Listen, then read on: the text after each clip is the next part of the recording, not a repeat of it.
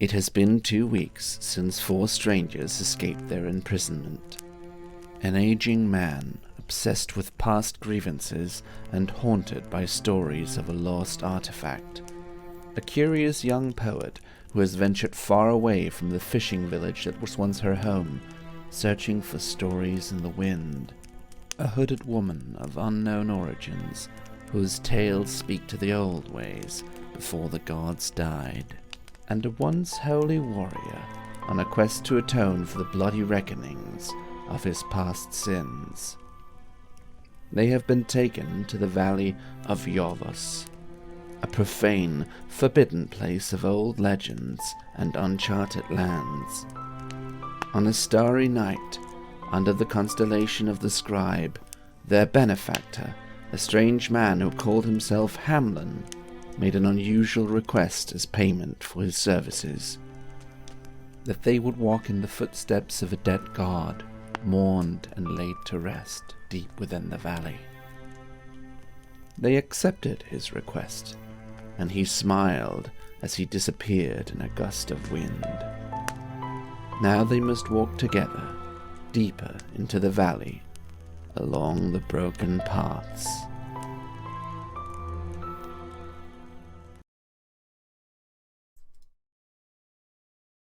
Good evening, and welcome to The Broken Paths, a live-streamed role-playing game. I am Trolls, and I will be your dungeon master for this adventure. We're playing a homebrewed Dungeons & Dragons-esque game that is light on the rules and heavier on the storytelling, although there will be some dice rolls along the way. The game takes place in the world of Alea, which is a fantasy world of many different places and cultures. This taking place in a part of the world where magic exists, but it comes always at a cost. and very few people use it. It's a world where there once were gods, but the gods are now gone, and there are still vestiges of them, called artifacts, that some mortals use to gain power or influence over others. But in this part of the world where we're starting, such artifacts are outlawed. They're considered heresy. Our party that will be joining us here, they have escaped this place, a place called Aganos, the Republic of Aganos, a fiercely militaristic and authoritarian regime where anything that just has a hint of the divine in it, or anything that could be construed as vaguely magical, is outlawed. Our party managed to escape from this place, from their prison. But before that, we are going to start now with a prelude of what happened when they came to the prison, as a way to introduce us to the characters of this adventure. Inside the cells in this prison, in the center of the city, there are 4 prisoners from very different parts of the world. In a cell by himself, his armor taken away, his sword stripped from him, we see a young man called Johann. Would you describe yourself, please, Johann? Johann is 22 years of age. He's quite a well-built, kind of strapping young lad, normally to be seen in his armor, and he is here because he escaped from a commune that he grew up in, which he only recently learned was actually just a cult, and he had something of a bloody escape, which I'm sure we'll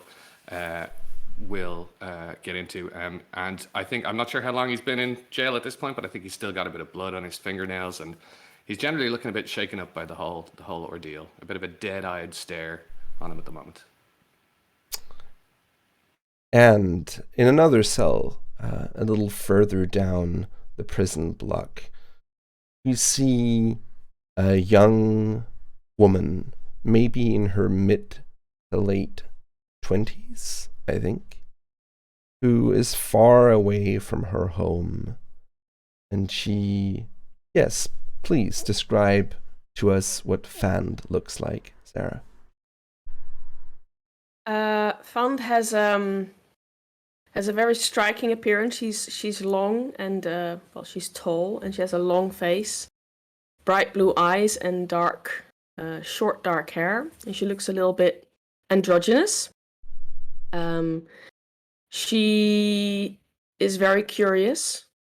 She's a little bit overwhelmed because she still is not quite sure why she ended up here in the first place. She set out on her travels about 6 months ago, and she was captured for doing something that she normally does quite often and doesn't think of anything harm in it. She's curious, and she's good in making stuff. She's good at drawing. She's good at poetry, and she loves to sing. And yeah, she's just a bit lost. And then we have the oldest of the people in this party, a man that most would think wouldn't belong in a prison, probably somewhere else, maybe in the care of a family or friends like other people his age. Or what is this man? What does this man look like? This man who stands out. What does Hengist look like? He certainly doesn't look like much of a threat to anybody. He's an older man, maybe in his 60s, but you can't really tell because he's disheveled looking. He's unshaven, wearing an assortment of clothes of no particular style. They're dirty, unfashionable, and sort of strewn around his body. without any particular care. He looks like I don't know if maybe he does look like he belongs in a prison, because he looks like something of a vagrant who may have been rounded up, or somebody some man who perhaps can't be truly trusted. He's not your kindly old grandpa. He's somebody a little bit more grizzled, with a few scars and signs of weathering. Certainly, maybe he has been an adventurer, but doesn't look like he has any years of prime adventuring left in him. And last but not least, we have someone from a land also quite far away, a very mysterious individual. What does Mère look like, Ada? So Mère is tall. Think like very, very tall, well over 6 feet, and quite heavily built with lots of muscle. And at the moment, normally, they'd be wearing a hood, which is heavily weighted, so you'd never see their face. But unfortunately, that was one of the first things that the prison guards to make the more uncomfortable strip from her, and also what ultimately scared them and forced them in the cell, which is that her heavily tattooed and shaved head is also embedded with a wooden mask. Her skin is burnished a sort of bronze, and she's somewhat, I think, she's a little terrifying, because there isn't a single inch of her that it's not covered in swirling shapes and tattoos of some sort. And normally she would have a bow and 2 short swords, and seems relatively competent, but may or may not have been in prison because of a mixture of missing immigration papers and a bar fight. Excellent. You're all sitting there in your cells, isolated from the others. You've on occasion been handed some meager scraps of food or some stale porridge. Once in a while, a man comes by your cell, sometimes a woman, and asks you questions. They don't always seem particularly interested in the answers. It seems more like a tactic to make you feel uncomfortable and terrified. They will ask you why you are there, who you are. They will ask you why you think you had the right to do what you did, whatever it was. Sometimes they just stand and stare at you through a little opening. One of those things that can only be opened from the outside, and there's some bars in a very small window. Sometimes they just stand there and they stare at you. Thond, you've found actually inside the cell, in one of the crevices in the wall, you've found a little scrap of blank paper and a bit of chalk. Does Thond draw or write as she sits in her cell?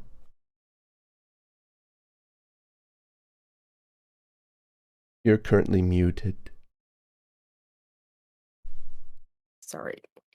I started writing about to gather my thoughts.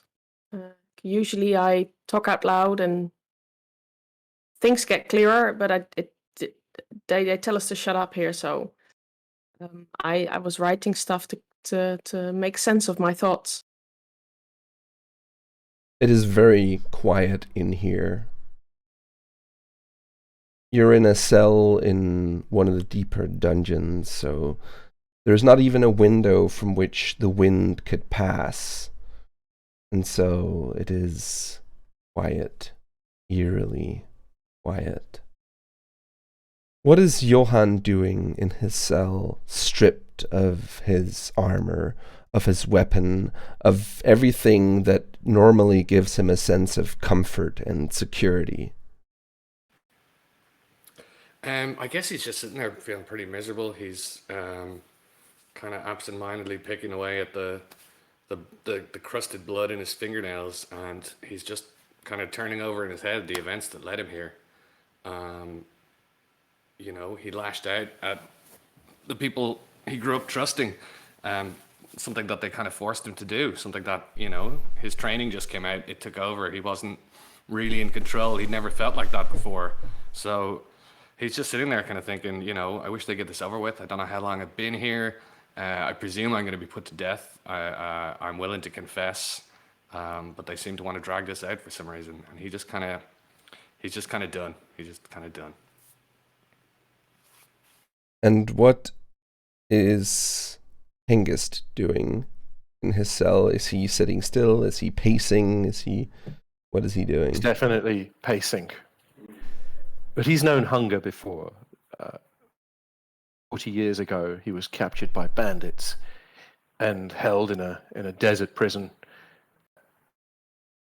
Barely ate anything but maggots for 40 days. But he's seen far, far worse things. But that doesn't necessarily mean he'll get through this. And what about Mère? What does Mère do in her cell?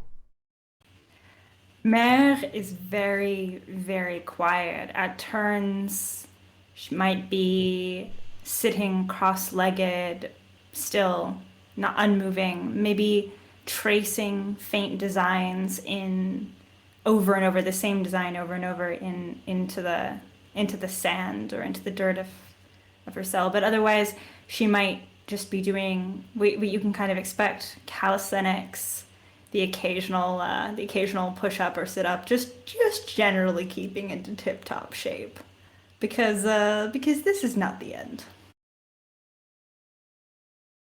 All right.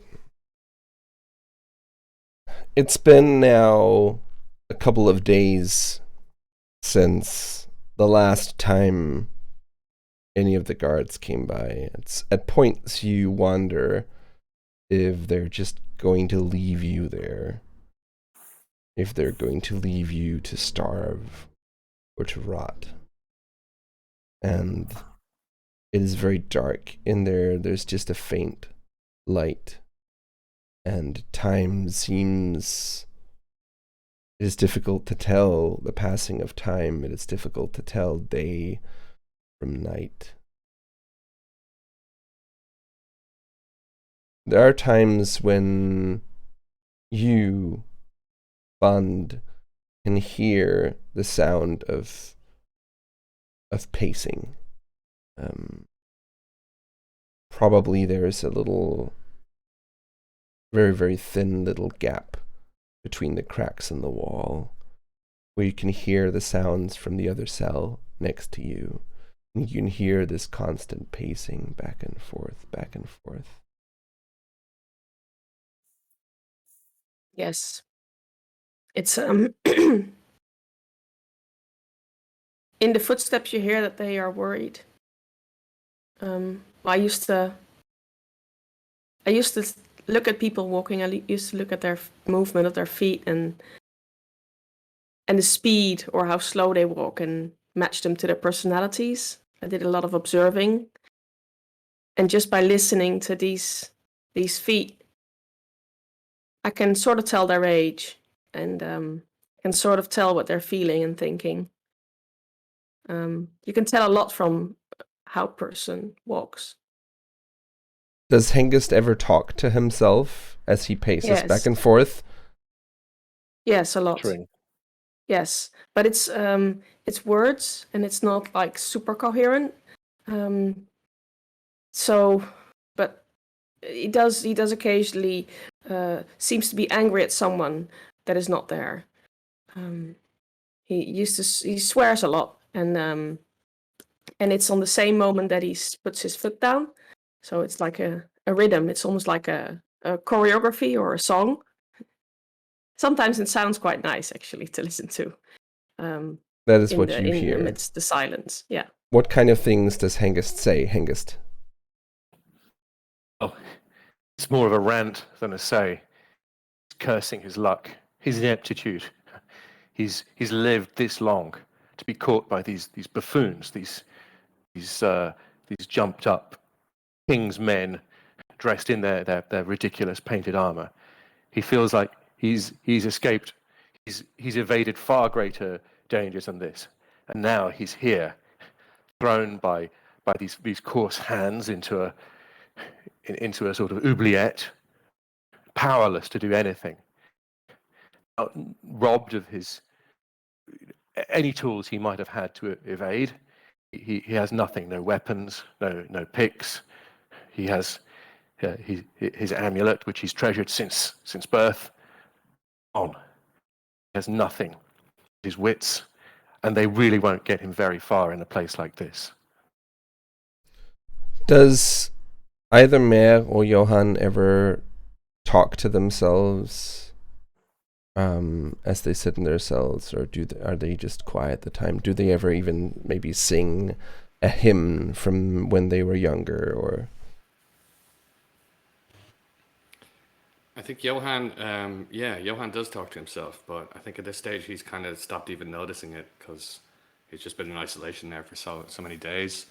And at first he, felt it a bit weird, but now he kind of just can't really tell when he's talking to himself or when he's not. Mare occasionally hums to herself. She's not particularly... I wouldn't say she's tone deaf, but she's not maybe the best, to be fair, but it's more like a childhood exercise to concentrate, to be present, and it's also part of her training. So it's quite occasional, but it only happens when she's meditating and drawing that particular signal or that particular symbol on the ground. You occasionally, Mare, you occasionally hear Johann, and Johann, you occasionally hear Mare. Likewise, there seems to be seems that your cells are next to each other, though you haven't really met.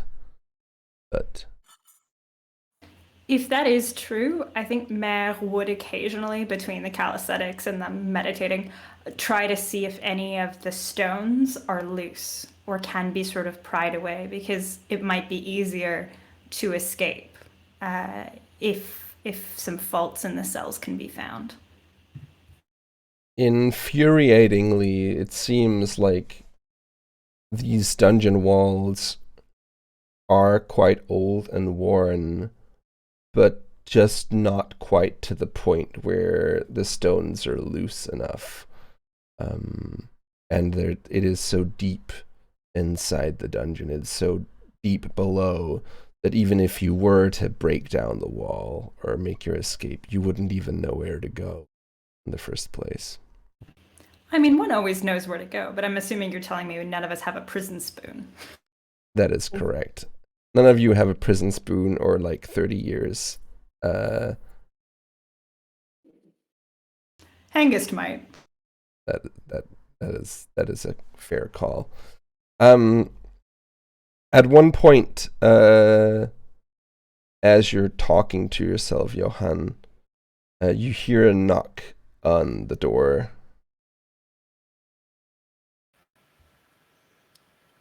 Hello? And the knock repeats. Could I get something to eat, please? Hello, who's there? The knock repeats again. If I can just get something to eat, I'm happy to confess everything I've done. Why are you keeping me here? He gets up to investigate the door. Okay. Just as he gets up to investigate, the door opens. And he sees a woman. She is wearing light armor and a long blue cloak and the trademark insignia of the Echinosians, like the basically the secret police of the Aganosians, the ones that probe, try to root out dissent, and try to get to the bottom of anything that might be heretical, or it seems honestly to be bringing in the heavy artillery for something that should be pretty clear cut. In a sense, like you did do something terrible, and there was some heresy, and it was heretical to an extent because you were part of a heretical cult. But usually, by this point, you'd imagine that they would have killed you off, because even to let a heretic speak, sometimes not even that is allowed. But she comes toward you a little, and she looks at you with a steely gaze,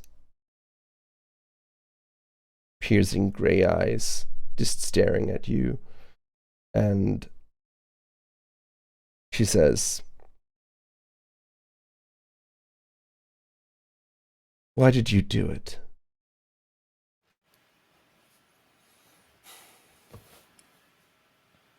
Well, I mean, it wasn't a conscious decision. It wasn't premeditated, if that even matters. But I can tell you exactly what happened. I would like something to eat, though. It might help me recall better. Why did you do it? They forced me to do it.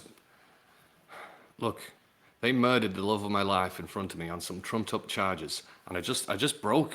I snapped. All the years of training, all the years of indoctrination, it all just came to a fore. I just saw red. I pulled out my sword. When I think about it now, it's like I'm watching someone else do it.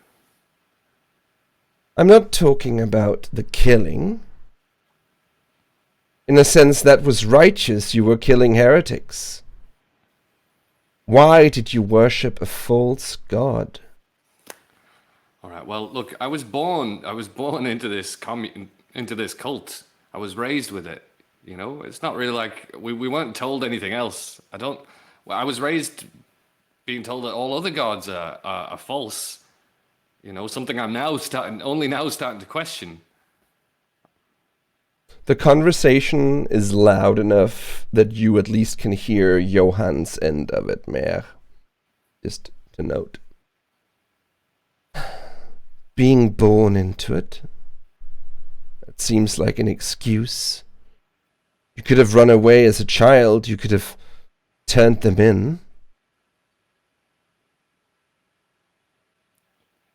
You clearly don't know your job very well, Mrs. If that's the depth of your understanding of someone who's had a life like mine. She kind of draws her sword and hits you with the butt of with the handle, with the butt of the sword in the stomach.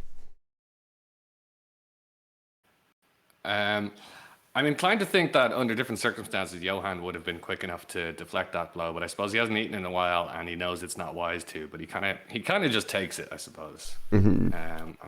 I guess he maybe had time to tense up, but he doesn't want to. He's not trying to make a point here about how tough he is. Right. Jesus, I mean, look. What do you want me to say? Well, am I being done for murder? Am I being done for heresy? Can we just please? I mean, I know what's coming to me. I've got nothing left to live for. I've turned my back on everything I knew.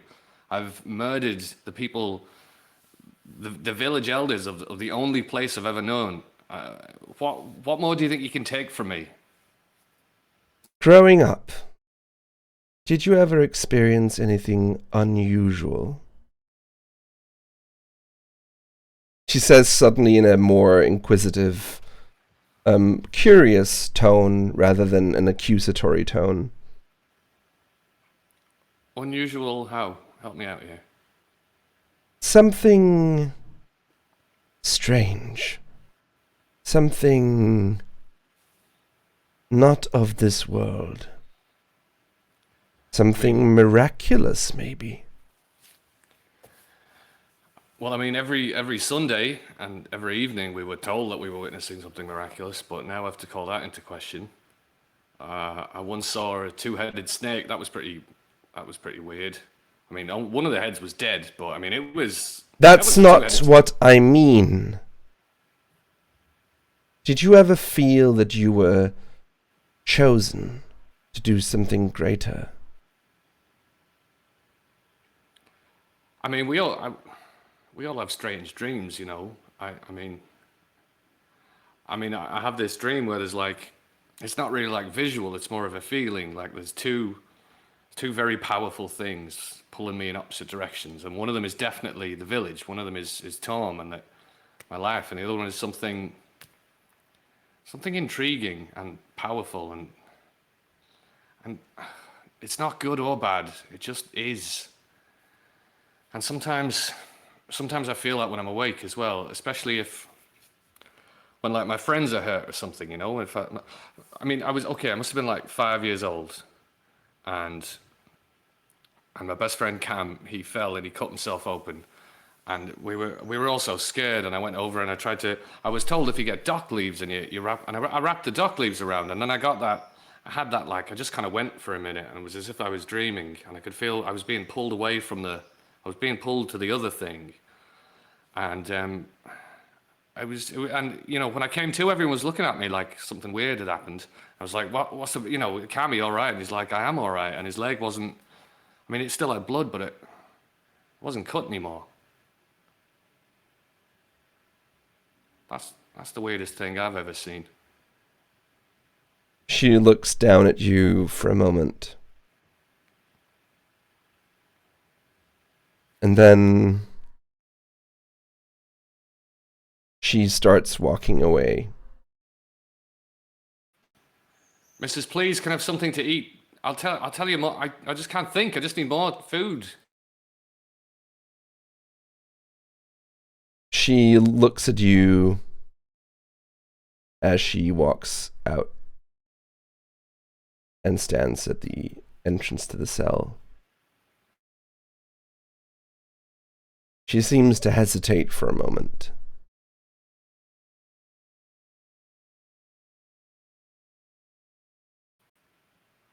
What did you feel when that wound was no longer there? It felt like it just felt like I was in the right place, like I was doing what I was supposed to be doing.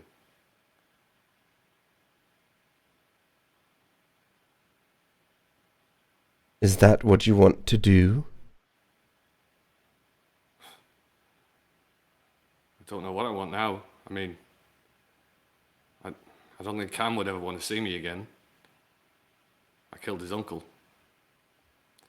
I just want to do whatever you say is right. Whatever punishment you have for me, I just want to take it and be done with it. Now you're the one who doesn't understand, I think.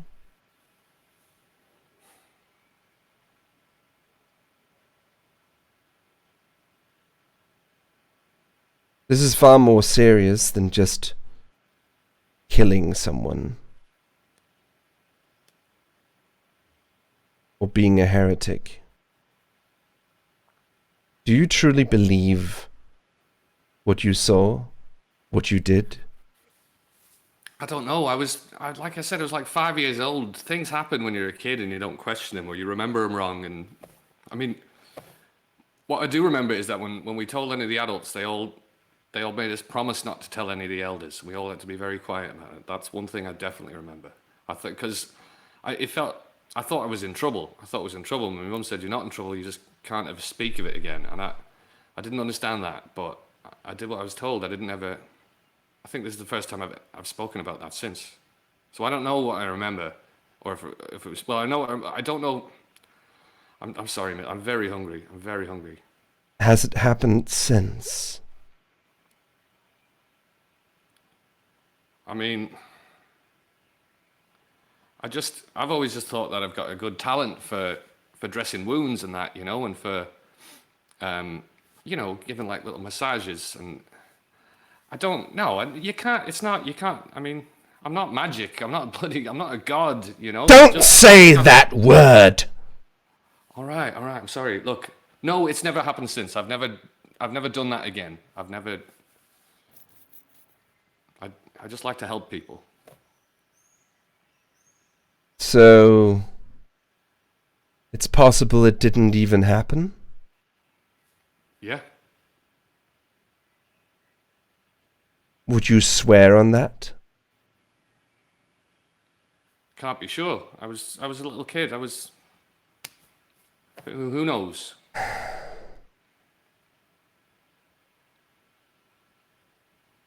She shakes her head. And then she, with her foot, pushes a bowl just through the door. Johan falls upon it and just laps up whatever's in there without even checking. You hear her under her breath. Pathetic. And then she slams the door on you.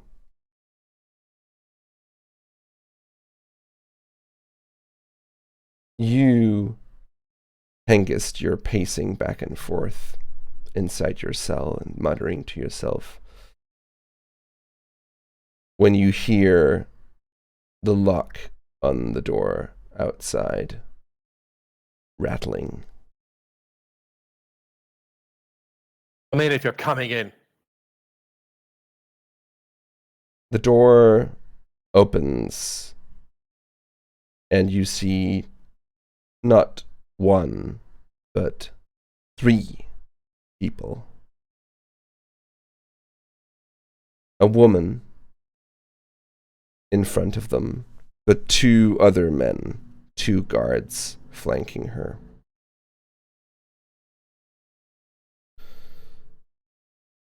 What am I supposed to call you? Call me whatever you want. They call me Hengist here. I have many names. This will do. Hengist. Hengist. Just Hengist. Not the plunderer? You insinuating. Look at me. You drag me off the street, tear my precious belongings from me, put me in this pit to die. Tell me now, you'll be doing me a favor. She takes out a scroll of parchment and unrolls it and kind of looks down over the writing. It's a lot of interesting things in this report. I don't know what you're talking about. I've never seen this report. Of course, you wouldn't have seen this report. Otherwise, it wouldn't be a very good report, would it? Could you tell me for a moment, what is the Hand of Gak?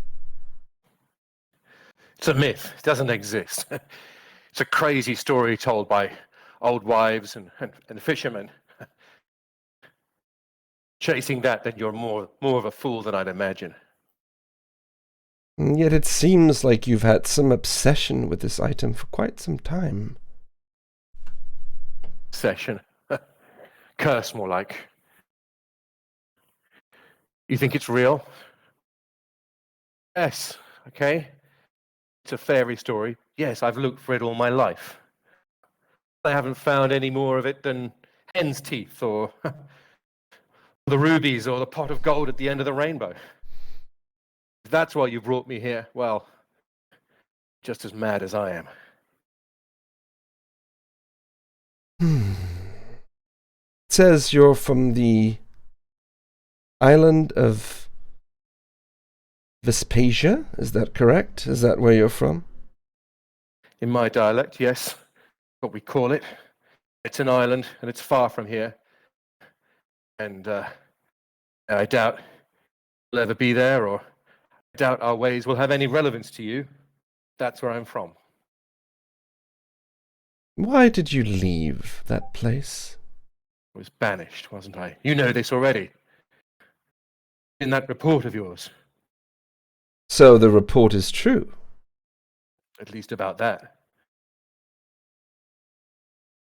And I have no idea what crazy ideas you've written it, what fools have compiled your reports, and what nonsense you're believing.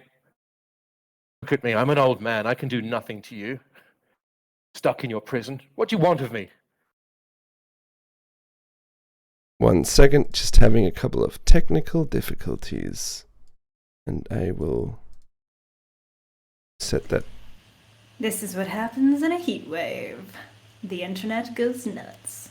Internet goes nuts. Yes, exactly. Such is life. Scared away by Hengist's derision. Yes, exactly. Just the internet itself. For that one moment, we had fun as DM, and that would have been fascinating. You ready to do it, Sarah? Got it going on. Okay. Free falling. Love it. You're Actually, so close.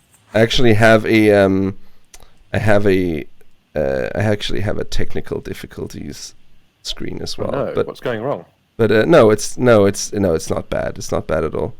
It's all Oh, fine. we're telling you, Twitch, is that occasionally we need your understanding, and that's also when we're welcome to hear jokes, puns, otherwise, some enjoyment. We are currently in a prison, so we'll take our fun where we can get it. Oh, for sure. Actually, the technical issue is now solved, so we're all. We can resume our regularly scheduled interrogation. Perfect. What was the last thing Hengist said? Oh, he was protesting that he's an old, harmless old man Mm-hmm. who has no idea why he's been interred in this pit. Why this strange woman and his two horribly beweaponed guards are interrogating him. But why would they go to such great lengths and take such pains just to write a report about a harmless old man? Tell me, you spies and spooks are full of crazy whimsies. Perhaps it was a slow day. You needed somebody to accuse. What harm could I do any of you? Look at me. I can barely walk. Why are you here, Hengist? Why do you All I think know- you're in this cell? All I know, your thugs and ruffians pulled me off the street one day, placed a dark sack over my face, dragged me to this dank pit. I have no idea why I'm here or what you want from me. Whether you intend to kill me or torture me or just let me starve to death. I have no Why idea. were you outside the regulatorium 2 weeks ago? Look at me. Do I look like a rich man? I'm a beggar. I was begging for alms. Anyone who would pass and hopefully get a ride out of this place. Get the next ship somewhere more hospitable, somewhere. Suspicious about that, huh? Is it crime to be a poor in this city? But why the regulatorium? You could have stood anywhere else and begged for money, but you had to stand outside an official building. You think I know your ways?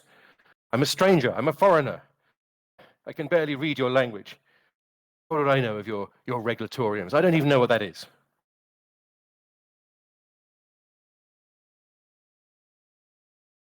I don't think you're telling the truth, Hengist.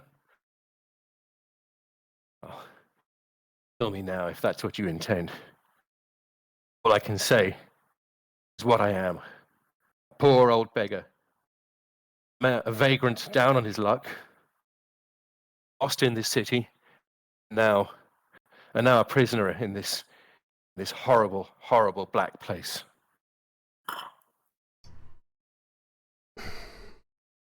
If that is what you insist.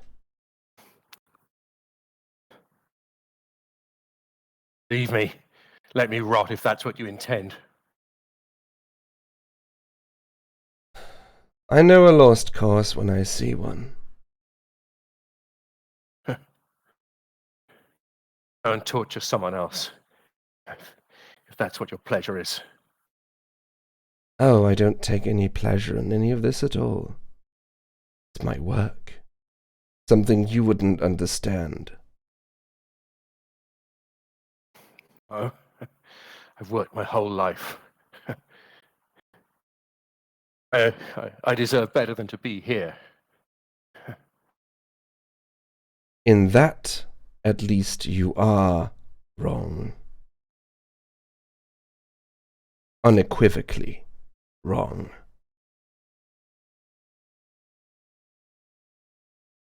What are you going to do? She motions for the she motions for her bodyguards to that they're done, and she starts moving out as you're talking to her. Leave me here! I'm going to die! You can hear that Die. very loudly, Fand, in your cell next to it. We all die, Hengist, and you seem to have lived longer than anyone in your line of whatever it is you do deserves or is likely to live. Don't you think it's time? I don't know what the hell you're talking about, or why you think I need to be here, or what you've accused me of. You intend to kill me. I'm ready to die. I've been ready to die for 30 years, but death has evaded me. I don't know why. And if that's a crime in this city, kill me now, because I don't want to live. I'm afraid you'll have to wait a little while longer. But I assure you, you will die. And she leaves the cell fully and closes the door on you.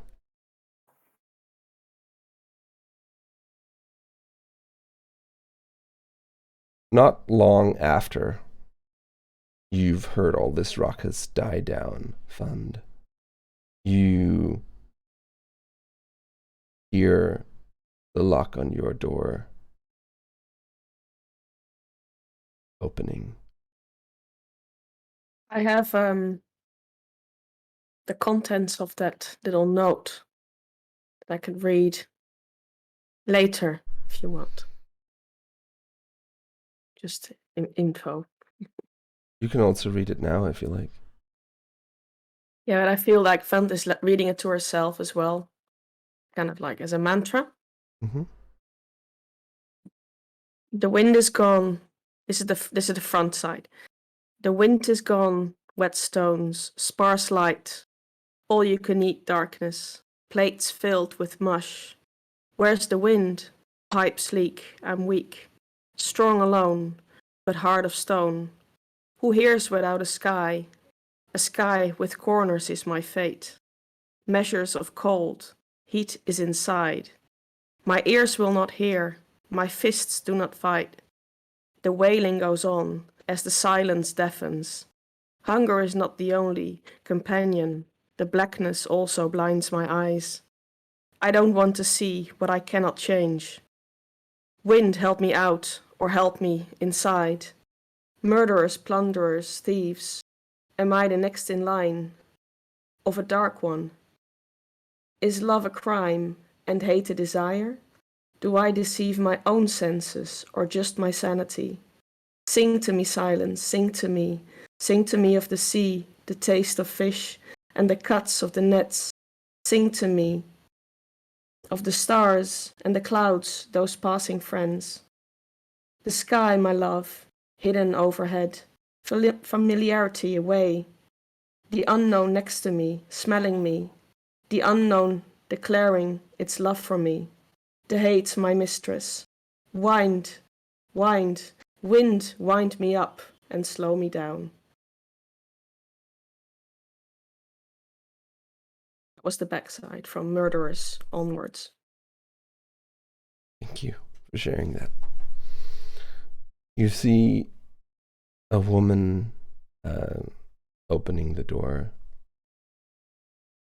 and looking at you. Again, the same blonde woman, her hair tied up in a bun, her piercing gray eyes looking at you from the opening of the door.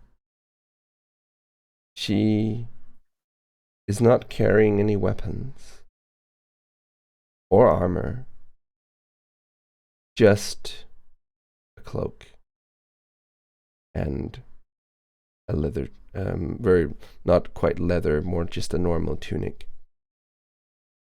She doesn't seem dressed like a guard. She seems almost dressed as though she's going to a dinner party or a pleasant occasion. She doesn't seem unpleasant in her expression. Her eyes do carry an intensity.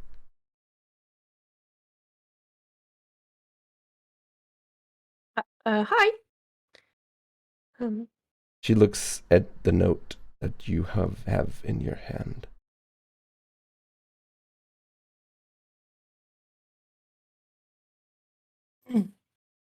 You can keep that if you can keep it if you want. She walks over to you and takes the note from you. And she reads it herself. It seems almost as though she's reading it twice.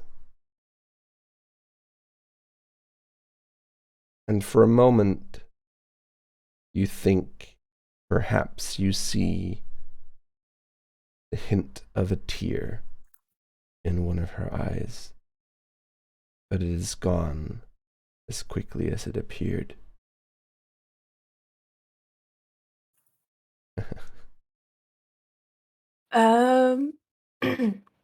Hi, what's your name?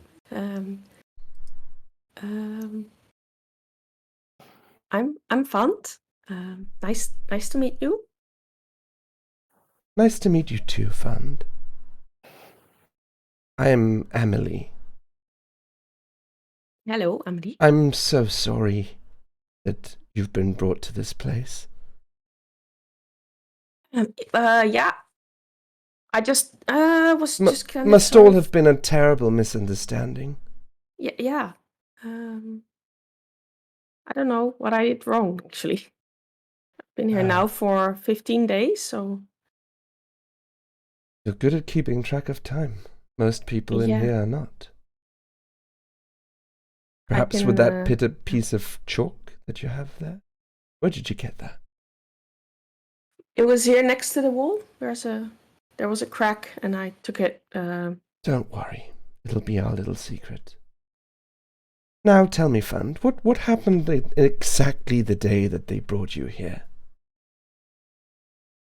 Well, I was in town, I think, for a day, and I wanted to get some fruit from the market. But then it started to be really dark, and the weather changed, and I love that. I like it when the weather changes. So I took my apple and I went to the top of the hill where the little tower is, the little tower up on the hill in the city. And I sat there because that's what I normally do when the weather changes, and I just listened. I listened to the wind, and because that's the best moment when the weather changes, to hear what the wind is saying. And yeah, I heard some things, and then they took me. I didn't even have time to eat my apple. That's terrible. You didn't even have time to eat your apple. No. You were listening to the wind, you said. Yeah. What did the wind tell you? If you'd care to share it. If that's a secret you can tell. Don't worry, it'll be between us. Really? Okay. Am I going to be in trouble for that, or Just tell me. okay, okay. So it said it said it was counting first from 5, 4, 3, 2, 1, very slow, and then it became it told me darkness will come, but lightness will come over it. It was not super clear, but there was something about darkness and about lightness, and there was something about the town has yet to become the place where it's important. I don't know if that means something. Yeah, it's usually cryptic, a little bit what I've written down. Some things that I've written down here sometimes come from the wind. The Is that- blackness also blinds my eyes. That's one of the things the wind said. Have you always been able to hear the wind? Yeah. As long as I can remember. And I used to live on Armenicia, which is a fisher's island, so it's full of wind. There's non-stop wind. There's a lot of opportunity to listen to it. I wish I could go there. I've heard it's very beautiful. Yeah, it's amazing. And it smells really fresh. And the grass is a different type of green. And the sky is a different type of blue. Hmm. Sounds very nice indeed. Where are you from, Emily? Oh, I'm from here. I'm from Aganos. I've lived here my whole life. And you can see, her skin has the very usual kind of tan quality to it of someone who's lived in Aganos their entire life. Aganos being a very warm place of it's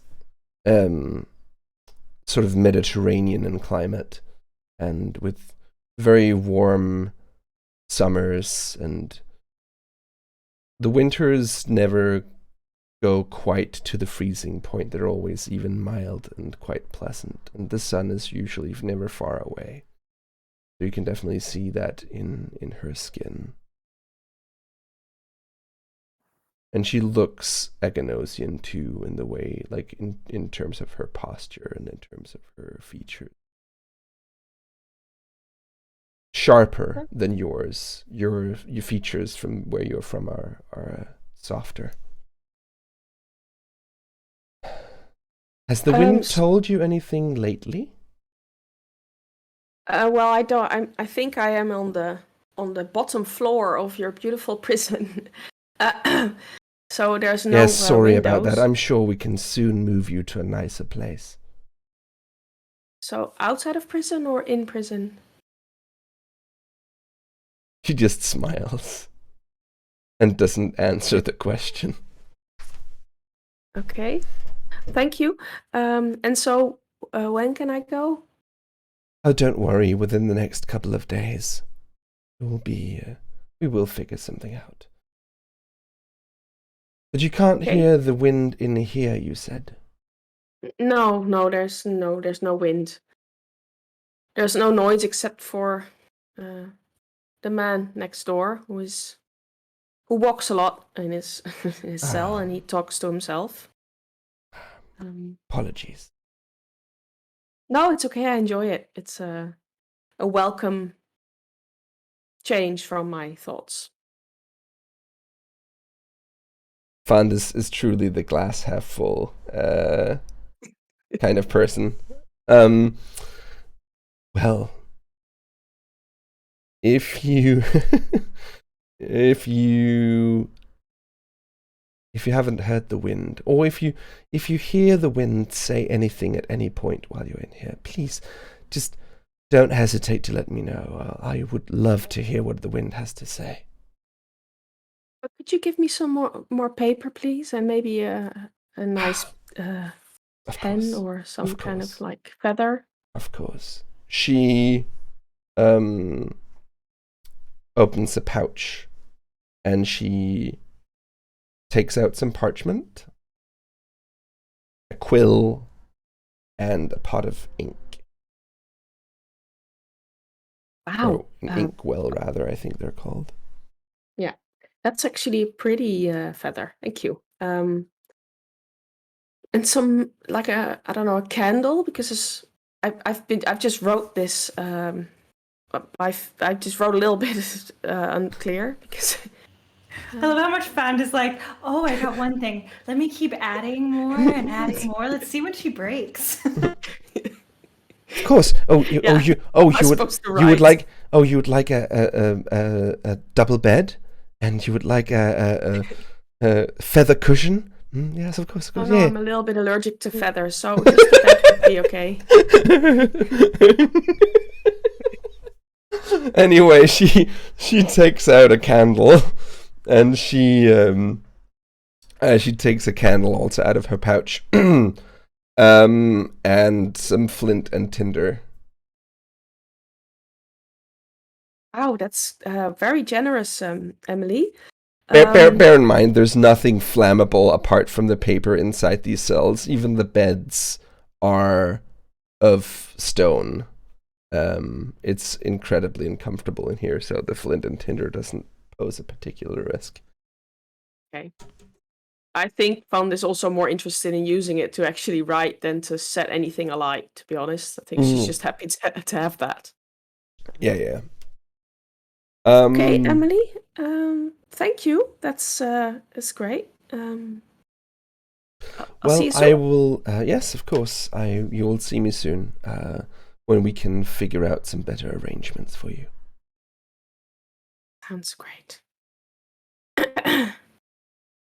And then she walks out of the cell and shoots one last glance back at you and closes the door.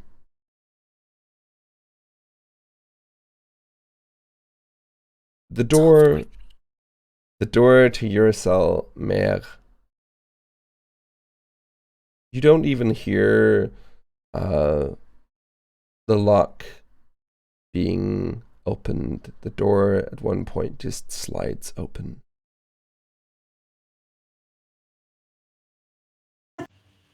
Mare is staring, though, directly at the door. Yes. So I think it's fair to say that Mare is just already looking, sort of smiles slightly, and not sure. Is there any light when the door opens? Yeah, just a bit of light from the torches in the corridor. I think it still probably hurts Mare's eyes.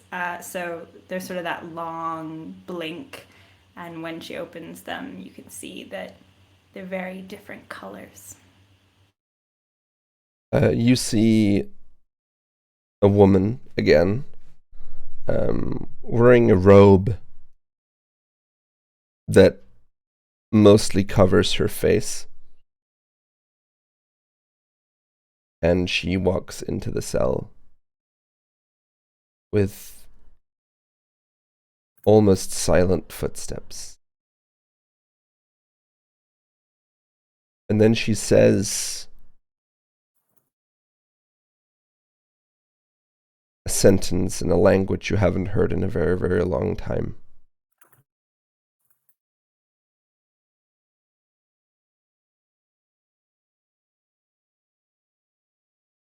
A sentence almost like a prayer.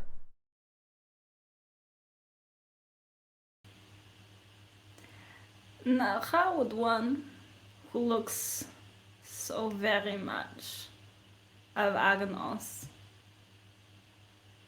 possibly have heard such a dead and horrible language?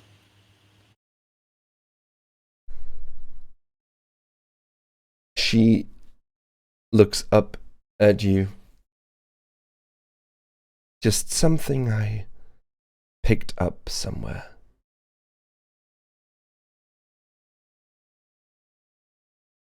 Can I help you with something? I can't offer you refreshments or really anything. It turns out that the hospitality in this particular prison is lacking. I have a nice piece of dirt floor, but as you can see, it's going to mess up your robes. Something terrible. I just want to know how you've ended up in a place like this, in a city like this. I should have known better. You get offered a drink, and then there's a handshake, and then you think, oh, an arm wrestle, what could go wrong? And then suddenly everyone's asking for your papers, and you've accidentally broken 3 people's noses. Can't win them all.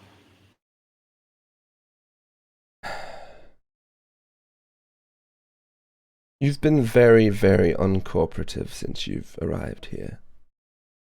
Apologies. It turns out that I expect hospitality if you want answers, and I haven't gotten any hospitality, so I'm not really sure what you're looking for.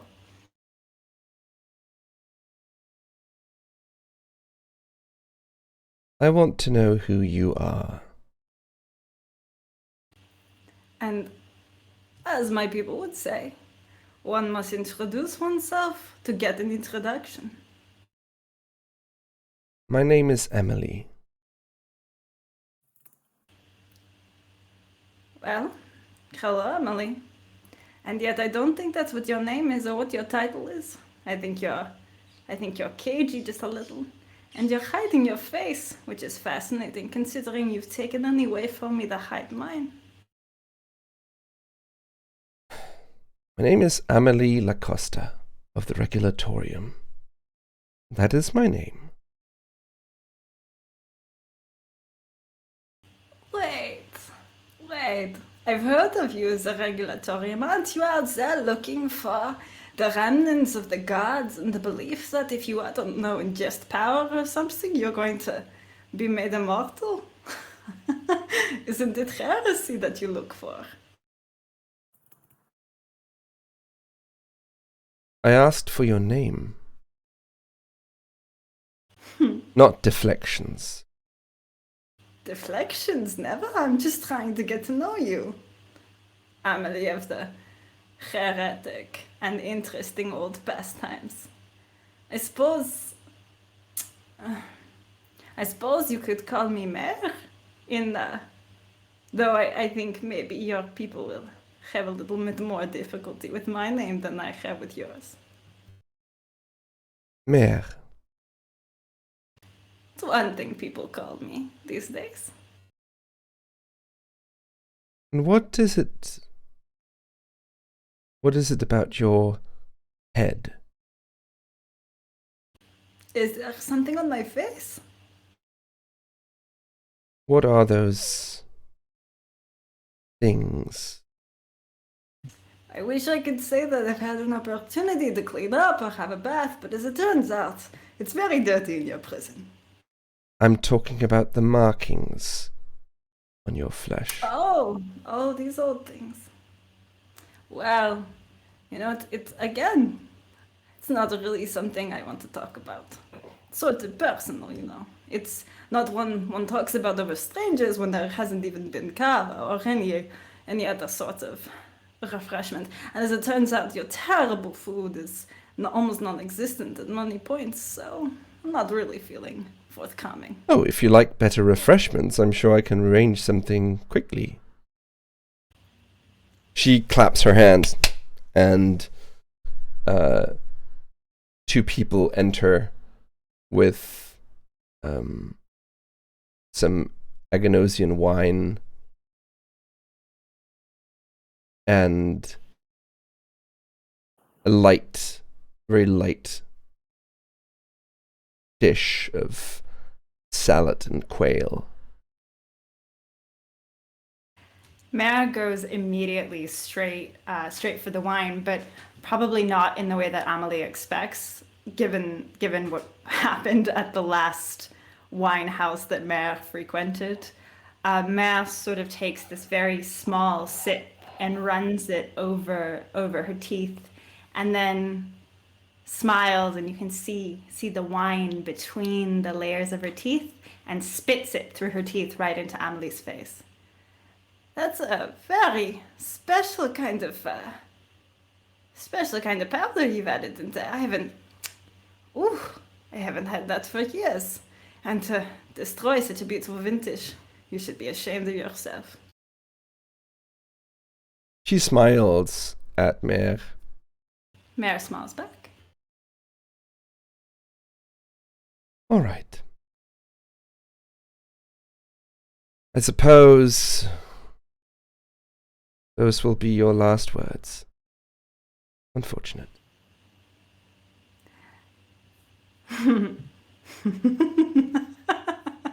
And she starts walking out as Mare is laughing.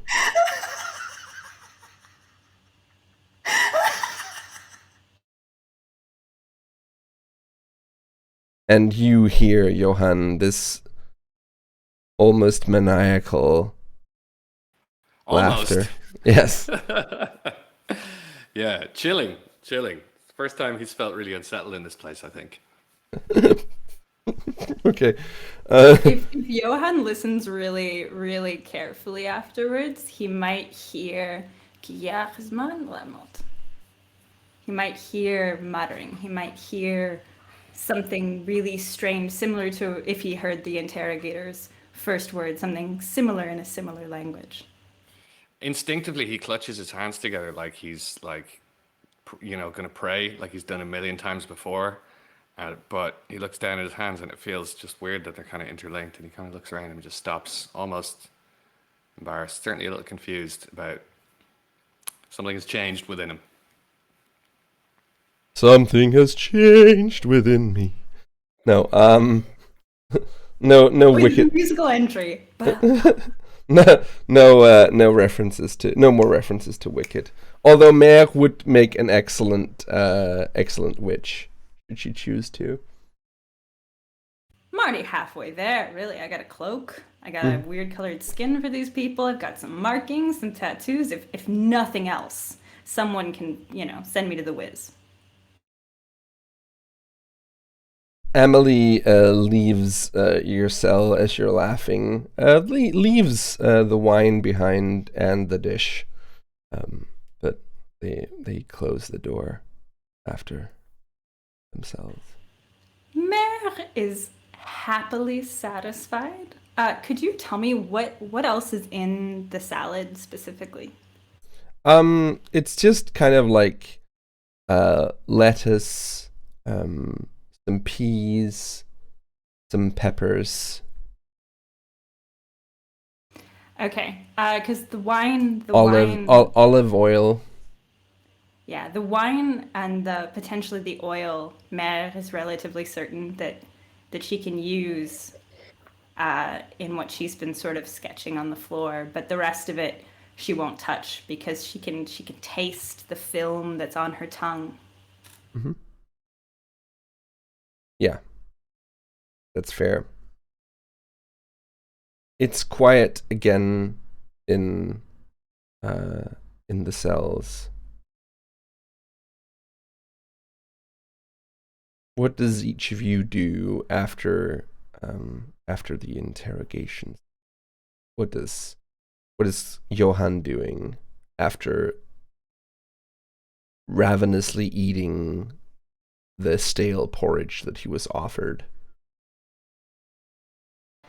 Well, Johan is this whole thing has been a real kind of crisis of self for him, and he's starting to doubt everything he's ever known, and he's starting to question things that he's just things that he's pushed to the back of his mind. And so I think he's gonna either try to grab a sharp rock or just something to pierce his skin, he maybe just bites his finger open, just nicks his finger and puts his hand over it and closes his eyes. And I don't know, maybe you can tell me what the outcome of that. So you bite your finger to make it bleed? Yeah, and then he's basically just trying to heal himself. He's never really allowed himself to have the conscious thought that I have magical healing powers, but now that it's been presented to him. As you do that and make yourself bleed, for a moment the bleeding seems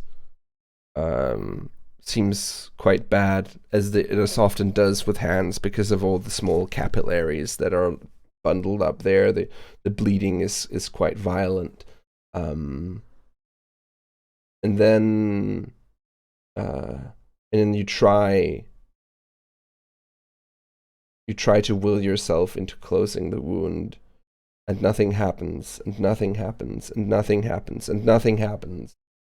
And then for a moment, when you think that nothing is going to happen, that this is just a delusion, you feel a strange energy within yourself, a strange presence that's reaching through the walls of this place from somewhere outside, something outside of yourself, something outside of this world, reaching into you, touching you, and a light. You feel a light. And suddenly you see the wound on your hand closing very slowly until it is gone, and there's not even a hint of a scar. And you feel exhausted. You feel a wave of exhaustion. But also a presence that lingers for a few moments more before it is gone. Something righteous, something untwisted by Benedict and his ambitions. And then the presence shortly after is gone.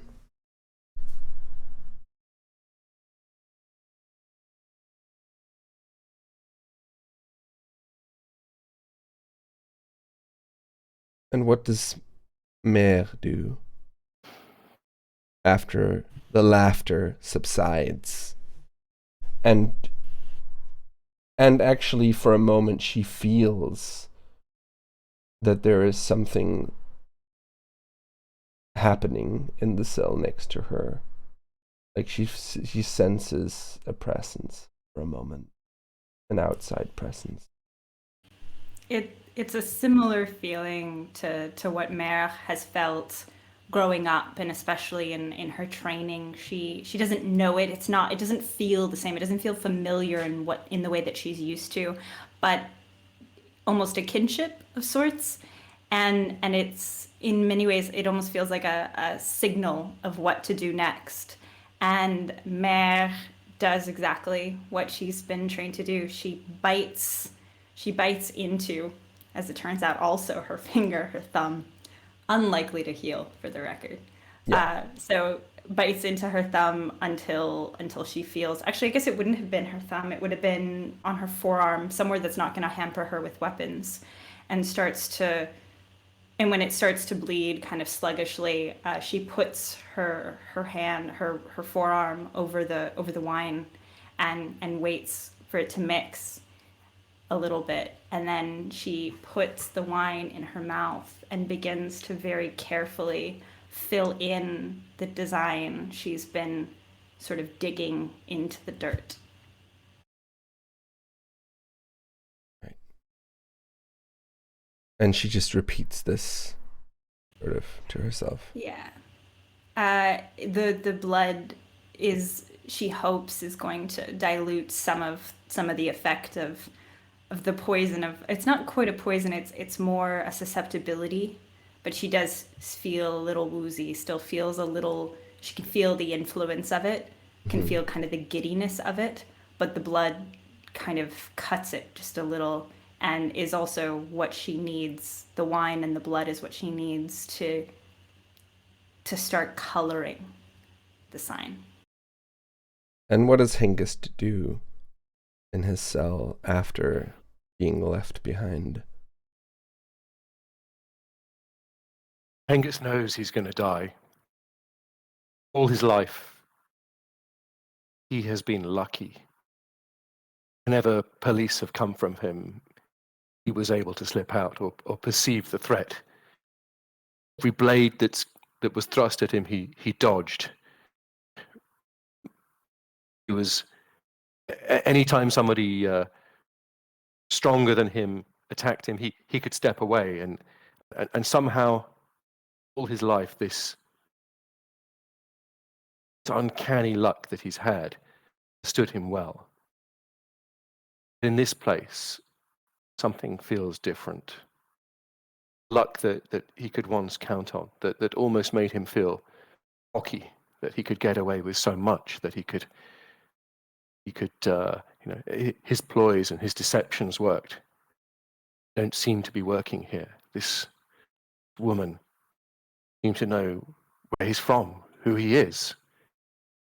She's seen past his cover, which worked in so many other places, and she even knows what he's looking for.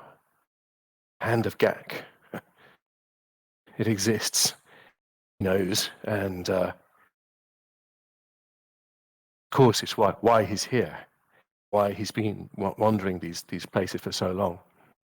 If they know about it and he's here, they'll surely be after it too, which means all is probably lost. Does he say these things out loud to himself? I don't even know if he knows if he's speaking out loud or talking. He's been in this place for so long, talking to himself. Yes, he's talking to himself. He's losing the plot. The place is destroying him. So once in a while, Fand, you hear Hengist talking to himself, saying some of these things out loud, and sometimes he is quiet. What does Fand do now that she has a candle, ink, quill, parchment, a Wi-Fi connection? No. You're muted, Sarah. Muted. I'm so sorry. I'm so happy with my parchment. I'd heard all these nights. I heard stuff, so I took the candle, and it turns out is actually a really big cockroach, which was eating an ant. And I draw it on my parchment. It's actually 5 centimeters long. That kind of cockroaches on the island. So I was fascinated. But I am wondering what Hengist is looking for. So that's a thing. That's what you're doing, okay, and just using the parchment. Another couple of days pass.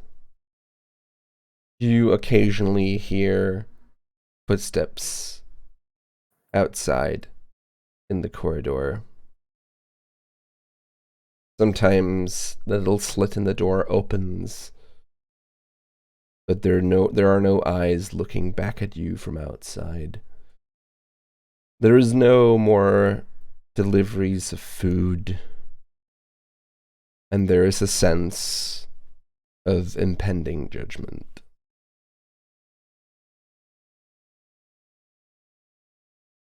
And it is quiet apart from what you hear. Does anyone ever try to talk through the walls to one of the others? Or do you keep your thoughts to yourself the entire time? I feel that if I'm realizing that Emily's not coming back, Fand will try to talk with Hengist. Mm-hmm. Because that's the only thing she hears. And I think she's starting to get worried. Even though she was like quite optimistic and thinking this was all a mistake, and now she's still there, so I think she's starting to be uneasy. Mm-hmm. Hello? Hello? Who is this? Who are you? Hi. My name is Fand. Who are you? Doesn't matter who any of us are. We'll be dead within a week. Did they feed you? Not for 3 days, but before, yes. Same. Okay. The cheapest way to kill us. to starve us and throw out our bones when they're desiccated, when the roaches have picked at us. Are So, you yes, alone in that cell? we're all alone. Oh, Nobody. okay. You think you find companionship in this, the darkest of dungeons? This Well, is the Black Keep below the tower of the regulatorium. Nobody gets out of here. Well, I'm here now. Hi.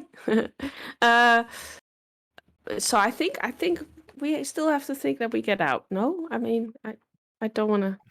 I don't think Emily will leave us here. Really? You mean the Inquisitress? I've seen her sort before. What do you mean? She will happily see us die when we've told her what she needs to know. Maybe we already have. Maybe she didn't want to know anything at all. Maybe she just wanted to look upon us and see us suffer. If Emily is her name. It's a sort of name for a debutante or a housewife or a lady. She's none of those things. I liked her. I think she's gonna help us. She's the one who put you here. But she was very interested in me and everything I did before I came here. She'll be interested. She'll want to know what you know. If there are perhaps some little secrets she can tease out of you, perhaps things that don't even mean anything to you. She sees everything. She has briefings from reports and spies, and who knows what she wants from us. What? Oh, I don't know your name. Shit. So you heard me say my name. Don't lie to me. Yes, I do. Sorry, I guessed. You talk to yourself. That's why I thought maybe you were not alone in your cell. Well, I'm here with memories and regret and dread. I'm here. Yeah. I know memories. They're here with me as well. What are you afraid of? What are you running away from? Why are you here? I don't know why I'm here. But I ran away from the island. Guess it was better for me to leave. What? From the island too? Yeah, I'm from Armenicia. Okay, never mind. Where are you from, maybe? Another island, you won't have heard of it. A place of ice and sea and cold water and discomfort and ruin and plague. Okay. And Hengist, what makes you happy? Happy? Get out of here. To escape this place. To live another day. Maybe to find what I'm looking for. That would make me happy. Don't dream too much, because look at where we are. We're in the pit. We're in the prison to end all prisons. Nobody has escaped from this place. Nobody gets out. Well, you want to be happy. Let go of your hopes. Well, we've got a friend now, so that's already not as bad, right? Friend. Oh, I think I remember what that word means. I had friends once. Longer than I ever care to remember ago. Friend, what a novelty. Friend. See, you're smiling. See you're me? laughing. Oh. Friendship. Well, isn't that an irony? Place I find a friend is here. Find a friend in the literal moments before my death. Well, let's enjoy each other's company, friend. Yeah, better late than never. Better late than never, yes. You're a very optimistic person. You Well, I don't have anything else, so that's all I've got. In the And I meantime, actually, does Mer and Johan ever talk?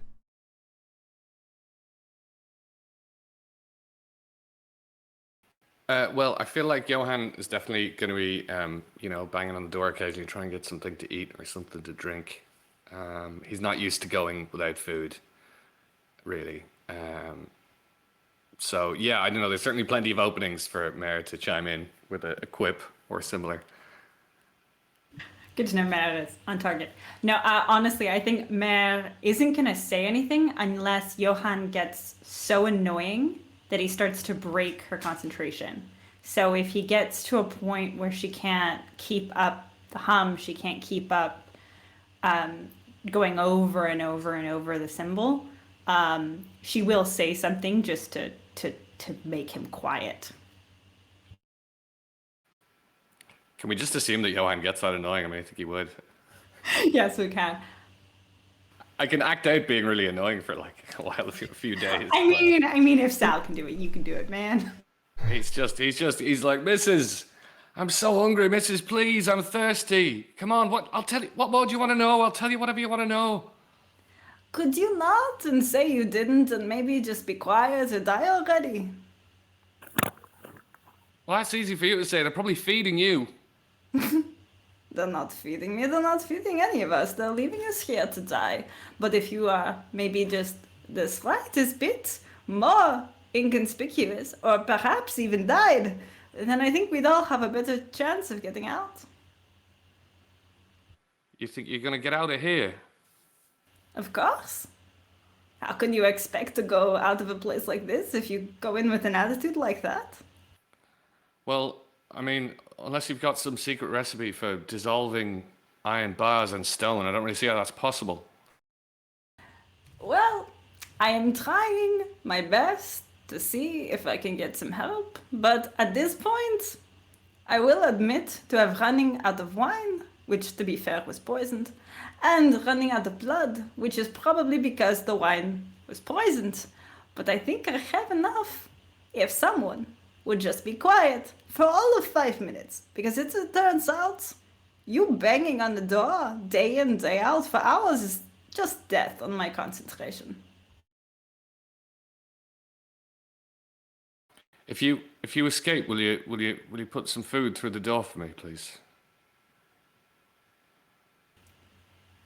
What do you do? I don't do anything anymore. That's the problem. I used to have a purpose and a reason. It all seemed so easy. You know, I was a protector. That was my job. I used to help people. I used to help my friends when they were in danger. And now I can't ever see my friends again. And Oh, good. So you're very young and you're very stupid. That I can work with. Are you any good with a sword? I mean, it's been said, yeah. No, I'm trained. Although I'm just so weak right now. I haven't eaten in days. And do you think getting out would be enough motivation to get out? I mean, yeah. I've been doing a lot of thinking, and I think I know what I want to do. But yeah, I'm with you. Whatever I can do. And what do you want to do? Well, I mean, I don't want to get into it, but I've done a lot of bad things in my time. I didn't always realize they were bad things, but I feel like if I'm able to live and have time to do it, I have to try and fix that and set things right and make amends and stop other people from suffering the way that I've made people suffer. If that doesn't sound too corny. Oh, it sounds just corny enough, I promise. I'll tell you what, if I get out, I'll release everyone, because if nothing else, these heretics are, I don't know, they get under my craw. And besides, I don't want anyone to be here. No one here should win, right? We don't let people who put other people in prisons for no reason. We don't let them. No, we let them survive maybe, but we don't let anyone stay in their clutches. Wait a minute, does that mean you're telling me that you're innocent and you're here under false pretenses? Aren't you innocent too? What right did they have to lock you up? Under the control, under the law, under the people? No, I was this traveler. I had no reason to be in this prison. Well, I'm actually confused because I thought I was in here for one thing, or multiple counts of one thing, but they're more concerned about religious stuff, which, I mean, I don't really care about anymore. And did they have something that they wanted of you? Something that they asked? Yeah, they asked me about. Look, it doesn't matter. Look. I'll tell you. Look, if we get out, can I join you? Because you sound like you know what you're doing, and I think if I can get my sword back, I can definitely help. If where I think we are in this prison is right, at least from stories I've heard here and there, then I think anyone who might be here needs out. Because this is not a good place. It's not a safe space. I can't promise we'll travel together. I can't promise that I can help you fast in getting out of these gates, but I plan to escape. And if I do, you need to be ready to kill. Can you do that?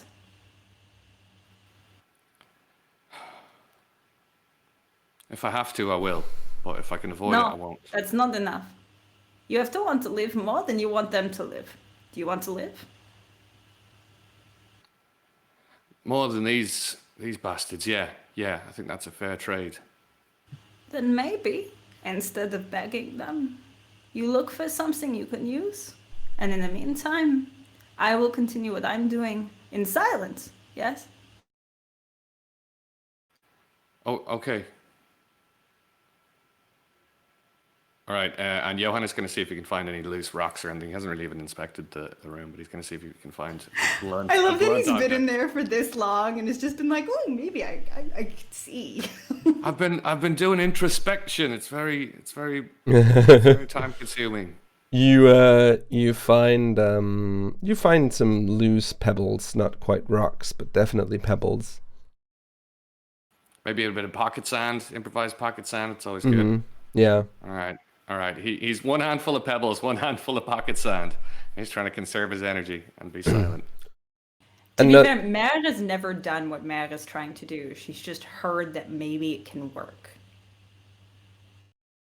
That's fair. So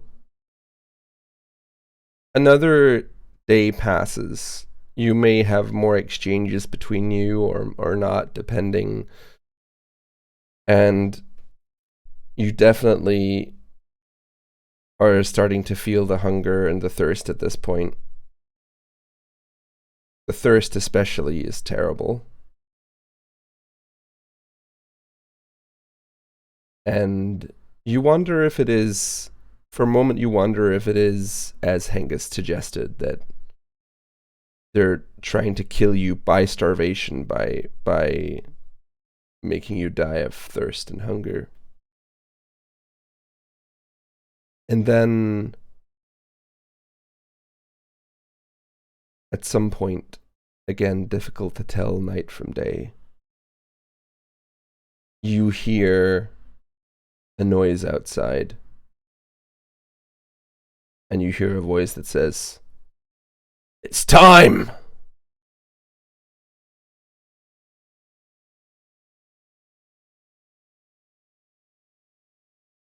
Do we all hear it?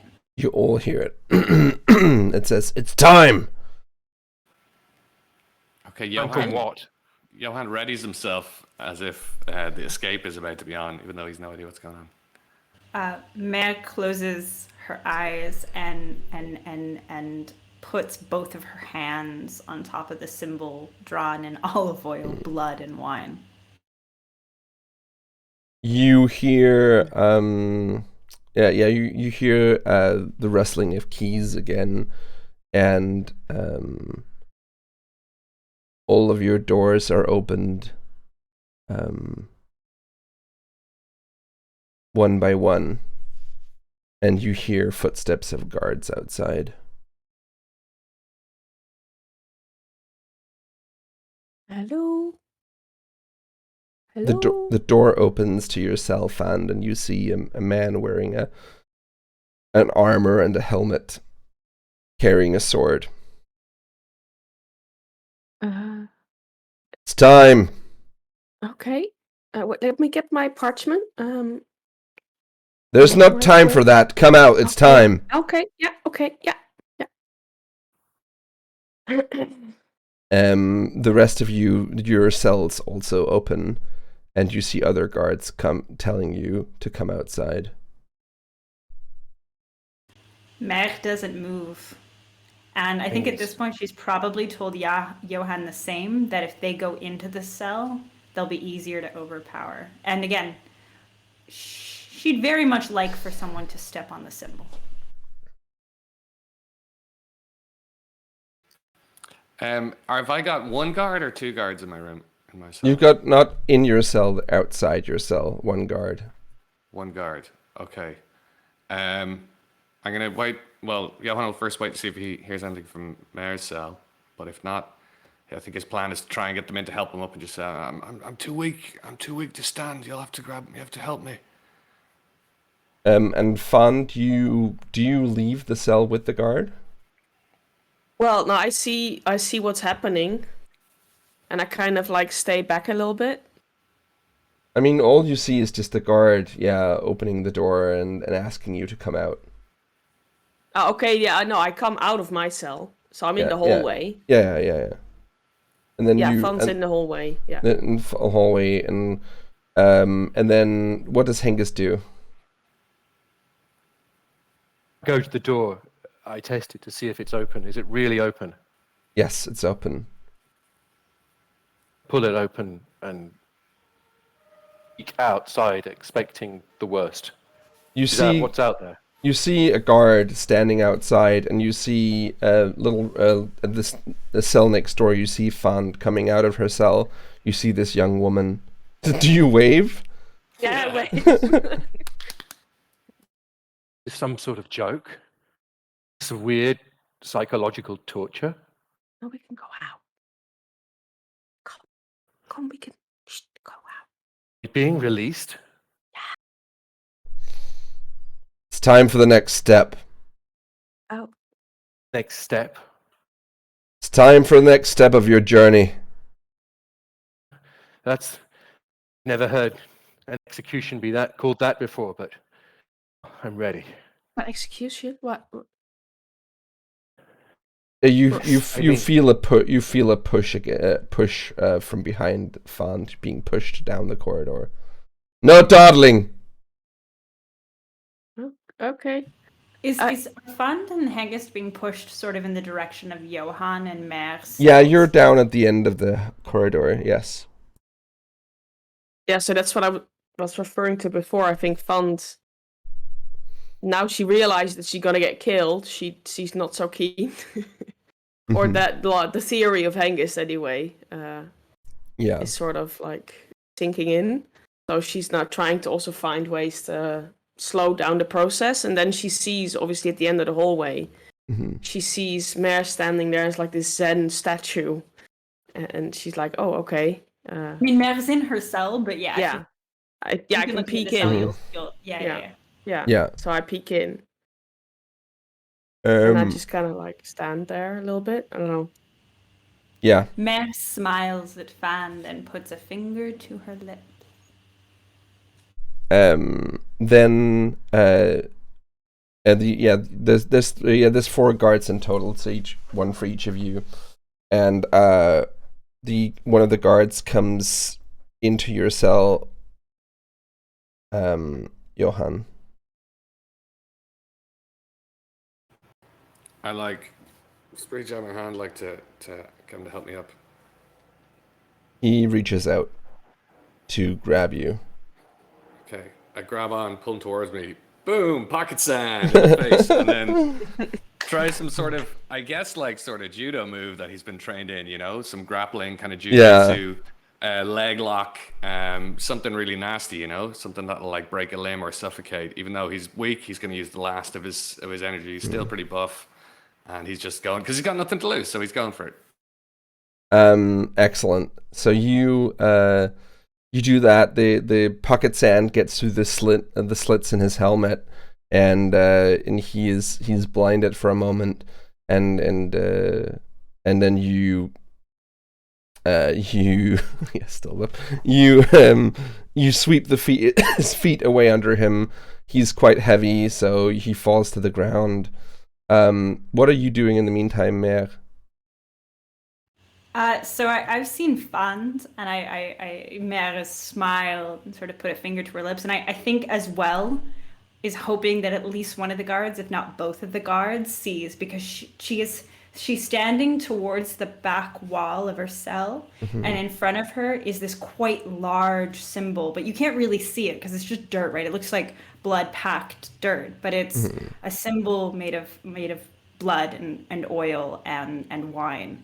And Mare is hoping that it's just potent enough, and she won't move out of the cell. She's trying to get the two of them in. So she'll probably say something like, "Oh, I don't think I'm ready. I quite like it here. I think I could make a home, maybe enjoy myself a little bit. But thank you for the offer. It's nice to see it. But next." Okay, then the guard starts being distracted by the noise in the cell next to them. It's like, "Is everything all right in there?" And then, You know what? On second thought, I think no. I still don't want to go, but especially because you're such a pathetic little excuse of a guard. I mean, you couldn't get me out even if you wanted. they turn around and they you see Fand in Hengist. You see the other two guards kind of like motioning for the the third one to check what's going on in Johann's cell. In fact, I'm pretty sure that none of you could get it up, even if you could. No wonder you're a guard. I mean, I wouldn't want to be here either. We're so pathetic. What do you do next? What do you do, Hengist? What are you doing as this happens? I'm looking for anything. If there's something I can maybe use as a weapon. Is anything throwable? Anything? Any rope or any?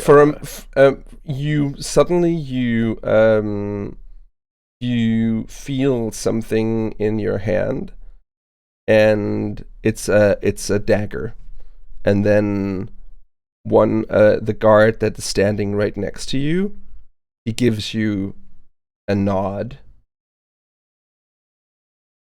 and then very suddenly brings his own sword towards the guard behind him, standing next to Fand. And I have my quill, and I poke at the same time. Poke through the helmet with the quill.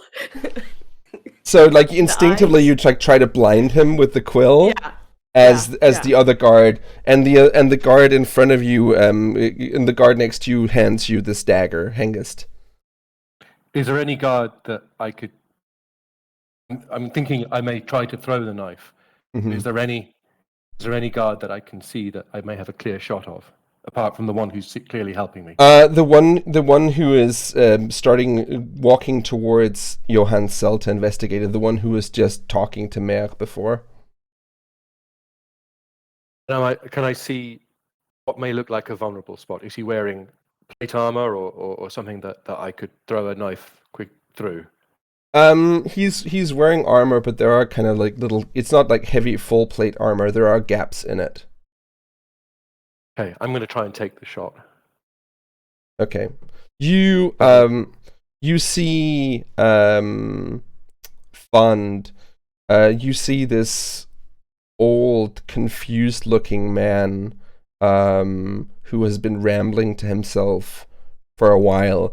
There's something instinctive that seems to kick in as he's holding the knife, and in a movement that's quicker than should be possible for a man of his age, he throws the knife, and it pokes just through the slit underneath the man's helmet and buries itself in his neck. On the guard that was guarding me, where I was poking in his face. No, the guard in front of them that was heading towards Johann. The other guard the guard that you just blinded, he's being cut down now by the guard who's helping you out. So there's one more guard standing in front of Mare's space, right?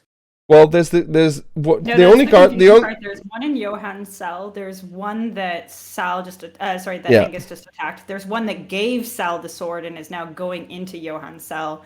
And then there's the one. No, that no, you, no, like, no, no, no, no, no, no. So the one that gave Sal the sword is the one that is cutting down the one next to Fund. The one going into Johann's cell is the one who was hit in the neck with a dagger that was thrown by Hengist. The only able-bodied guard left is the one. Well, able-bodied is the one that Johann blinded, who's on the ground. I wanted to Oh, see what happened with the symbols. Yeah, it's too bad. I mean, at that point, like, if literally no one's coming in the cell and Mare can hear all of this, then this was kind of a waste. But whatever, Mare will Yeah, I leave. wanted to see what Mare happened with the will leave her cell, symbols. because at that point, it's time to just go fuck up some shit. I I apologize. wanted to push one in the space. Yeah, it's done. I mean, it's done. So Yeah. you'll never know, but that's okay. I knew what was gonna happen, so that's all that matters. I apologize. Unfortunately, the guard who was going to go into your cell was next to Johann's, so he went to investigate that one before he got to check out the symbols. I appreciate that nothing Mare said to, like, get them to come. It was like, Mare's all like, come at me, bro. And all the guards are like, yeah, I'm cool. Like, nah. It's not so much that, it's the fact that that Johann managed to blind one of them first, and the others were keeping their eyes on Hengist and Fand.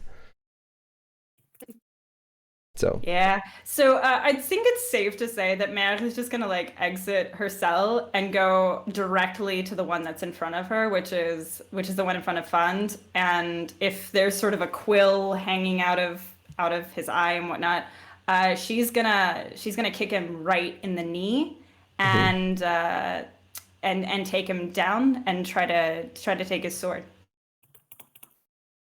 you take his sword And I slice his throat. and you slice his throat, and he's extremely dead. And then I'd probably go help Johann. A person. We're gonna get back to this, but you see, in the confusion now, 3 guards are down. One of them is clearly helping you, and you see a figure coming downstairs, and the door opening. You see an old-looking man wearing a hood and a long robe, and with a sort of glint in his eye, and he says, "Hurry! It's time for you all to get out of here." Does Mare hear that before she heads into Johann's cell? Yes. Not without my gear, old man, so better go find it. All your gear will be here, don't worry. Then give me a moment, we have one more. Meantime, I think Johann is trying to get this guard in like a chokehold and just to put him out without actually killing him, or without definitely killing him. But depending on how that's going, he might resort to trying to get the guy's one of his blades and do him in a bit more efficiently. Yeah, you definitely managed. I mean, the guard is quite incapacitated, and you managed to subdue him completely. And I think that is where we will have to end. Whoa. But we're gonna have a short little postlude just to have a payoff here. So after they have all escaped, and a committee has been put down to investigate what happened. One of the investigators goes into Mare's cell, and they have to figure out what was going on, like how they could have escaped, and they find these symbols on the ground as they're looking through each cell for evidence. What happens when they find the symbols? Oh, see, you want all the secrets, but I don't know, man. I don't know if you just fine. Does Amelie see them before an investigator goes in? No, an investigator foolishly goes. Let's say that Emily managed to see over the. I mean, maybe, but no. I'm going with your first impulse, which Okay. is also what you generally say. So if an investigator were to enter into the cell and step onto the symbol, really, if anyone at any time steps onto the symbol, at first they feel like their foot is stuck. and it's sort of it stays there, and maybe it just sort of feels like maybe they stepped on something, and most likely they probably take one more step, right? And if they take one more step, they find their other foot is stuck, and then there's sort of a burning sensation that starts going up their legs, and if they look down, there are ants crawling up their legs, and there are spiders. And it's any sort of insect phobia that they've ever had, they can see is going into the cracks and crevices of their clothing and is starting to eat away at them. And by the time anyone actually comes into the cell, this investigator will have ripped out his own throat. And that is what Emily sees when she finally comes in to check what happened after the horrible screams. And the best part is that his dying throes disrupt the symbol, and she won't be able to recreate it. And on that note, that's the end of the episode. Hope you're having a great evening if you're watching this now. If you're watching this at another point or listening to it at another point, hope you're having a good day or good evening or morning or whatever else might be the case. This has been a pleasure. We will be back next week, again, Tuesday, same time, same place, at 8 p.m. Central European Standard Time. I have been Trolls. This has been Carl, Jada, Sal, and Sarah. Stay safe out there.